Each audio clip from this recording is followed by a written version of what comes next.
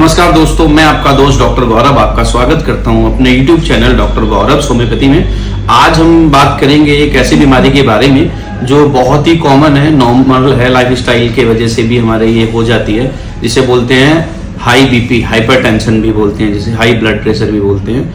तो सबसे पहले हम बात करेंगे कि हाई ब्लड प्रेशर मतलब कितना हमारा बीपी होना चाहिए, जो नॉर्मल रक्तचाप है वो कितना होना चाहिए। तो नॉर्मली अगर हम बात करें तो 120/80 mmHg जो है वो नॉर्मल ब्लड प्रेशर होता है, और उसके अलावा मतलब इतना होता है तो उसे हम नॉर्मल मानते हैं। उसके अलावा अगर हम हाई बीपी की बात करें तो 140/80 140/80 mmHg या उससे अधिक होने पे हम हाइपरटेंशन मानते हैं। फिर इसमें भी हम और भी मतलब मेथड है जिसमें हम बीपी चार्टिंग कराते हैं, पेशेंट को बोलते हैं कि आप 8 दिन से ज्यादा की बीपी अपनी नाप के मेजर करके रखिए। उसके बाद हम मैनेज करते हैं कई बार कि हम मतलब देखते हैं, फिर फर्दर इन्वेस्टिगेशंस आगे की जो जांच होती है वो सब कराते हैं, जिसमें हमें मेन कॉज पता लगती है कि बीपी कम है या ज्यादा। अब हम बात करेंगे हाई ब्लड प्रेशर के कारण की, जिसमें सबसे ज्यादा जो वजह है वो अत्यधिक नमक का सेवन करना, अधिक वजन बढ़ना या मोटापा, धूम्रपान और शराब का सेवन करना, और इसके अलावा तनाव और चिंता जो होता है, इसके अलावा व्यायाम की कमी और पारिवारिक इतिहास या अनुवांशिकी कारण ये कॉज हो सकते हैं, जिसके वजह से ये वजह हो सकती हैं जिनकी वजह से हाई बीपी की दिक्कत होती है।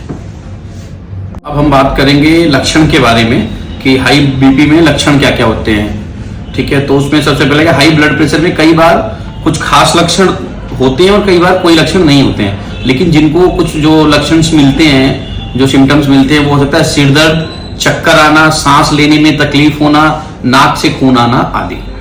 आइए अब हम बात करेंगे हाई ब्लड प्रेशर के खतरों के बारे में।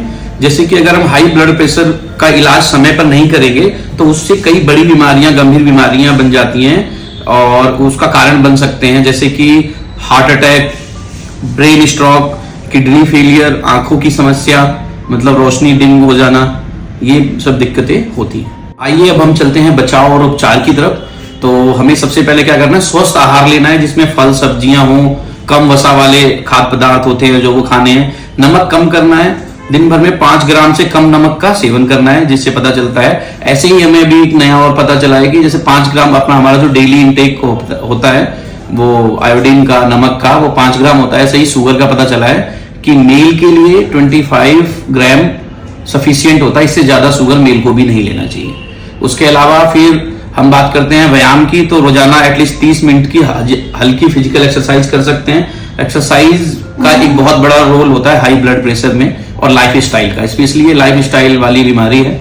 इसके अलावा तनाव को नियंत्रित करें, योग करें, मेडिटेशन करें, अपने दोस्तों से मिलें, जो भी आपको अच्छा लगता है उससे बात करें, तो आपका बीपी ठीक रहेगा। इसके अलावा धूम्रपान और शराब से बचें, जितना कोशिश हो सके उतना बचें, और समय समय पर अपने बीपी की जांच कराएं। अगर आपको कोई लक्षण महसूस हो रहा है तब भी आप बीपी की जांच कराएं। अब हम बात करते हैं होम्योपैथिक दृष्टिकोण से।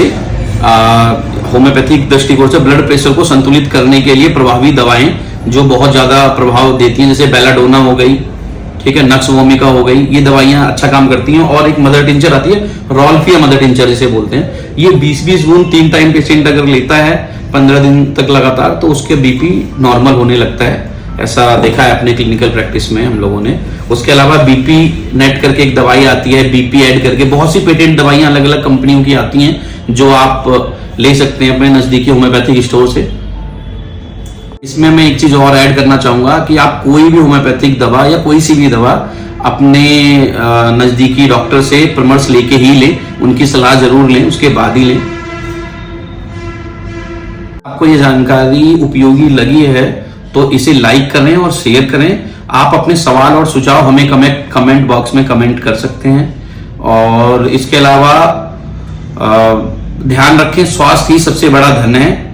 धन्यवाद, फिर मिलेंगे एक नई वीडियो के साथ। नमस्कार।